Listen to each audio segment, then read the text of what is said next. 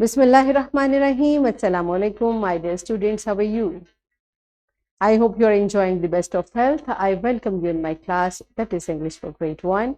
We are learning Unit 9. Its title is Making Q is Important. My dear fellow teachers, this lesson plan, PowerPoint presentation and worksheet links are given. You may click it, download it, follow it as it is or modified for your convenience. I'm going to deliver my lecture according to this lesson plan. Yes, my dear students, today under the title of grammar, we are going to learn about naming words. Before this, you have learned naming words as living and non-living things in your GK primer. I hope you remember better we can categorize naming words into living and non-living things, and there are more categories. So do you remember this concept? Very good. This is going to help us to learn further. And our today's SLO is recognize the different categories of some naming words. So categories of naming words. This is our today's SLO. Let's start with the name of Allah subhanahu wa ta'ala. Allah mentions in Quran Surah Al-Baqarah verse 31. He, Allah subhanahu wa ta'ala, taught Adam alayhi salam the names of all things. Yes, my dear students, but this beautiful verse tells us that Allah subhanahu wa ta'ala created everything, Allah subhanahu wa ta'ala named everything, and then Allah subhanahu wa ta'ala taught these names to Prophet Adam alayhi salam, right?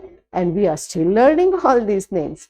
So let's start with this question. I have already taught you about naming words. So do you remember that? What are naming words? Pause the video, answer this question to your teacher, and then come back. Yes, my dear students, I hope you remember that everything around us, whatever is the thing, everything around us which we can feel, touch, hold, or see has a name, and that is called a naming word, right? This naming word may refer to a person or place or thing. So we can say that naming words can be categorized as person, place, and things. And then we further know that we have classified, we have categorized things into living and non-living things. Remember? So this is how better every names, if we have a lot of names, we cannot recall everything. So what do? We categorize. These are the names for person, these are the names for places, these are the names for things, these are the names for living things, these are the names for non-living things. This is how these categories go on. Do you understand? So this is the basic concept of categorize. How do we categorize it? So let's practice it further through an activity. What we are going to do, teacher will show to the students cards or pictures, right? These cards may be names or pictures of naming words, and every card should have a picture or naming word on it. Teacher will ask the students about the category or group of these naming words, and students will tell either it's person or a place or a thing, so whatever it is, right? Pause the video, enjoy this activity, and then come back. Yes, my dear students, you enjoyed it. Now you see every name can have a different category. It can be name of a person or a place or a thing, a non-living or living, right? So let's practice it from your book.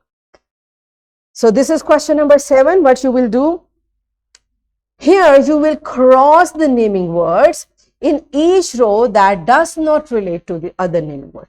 So in row 1, for example, you read it's notebook, crayons, candy, and duster. Now, if you think about all these names, notebooks belong to our schoolwork, okay? Crayons also. But candy does not have anything to do with schoolwork. That's why we'll cross it. Duster is also our classroom object. So this is how we find out all these, like notebook, crayon, and duster belong to same category, but candy is something different, right? Likewise, you will read rest of the groups and find out which naming word is different. So pause the video, complete this task in your book, and then come back. Yes, my dear students, you did it. Good job. Now I'm giving you a homework. You will write 10 naming words of same category. Select a category and write 10 naming words from that category. And here is a worksheet.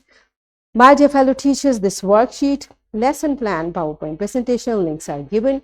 You may click it, download it, and kindly provide a printed worksheet to students for practice. And students, what you are going to do?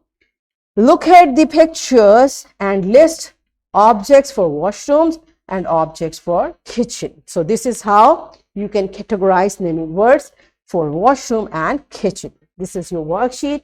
And what we have learned today, we learned grammar, the concept of naming words, and we also learned how to recognize the objects of different categories. So in this way, we achieved our SLO to recognize the different categories of some naming words.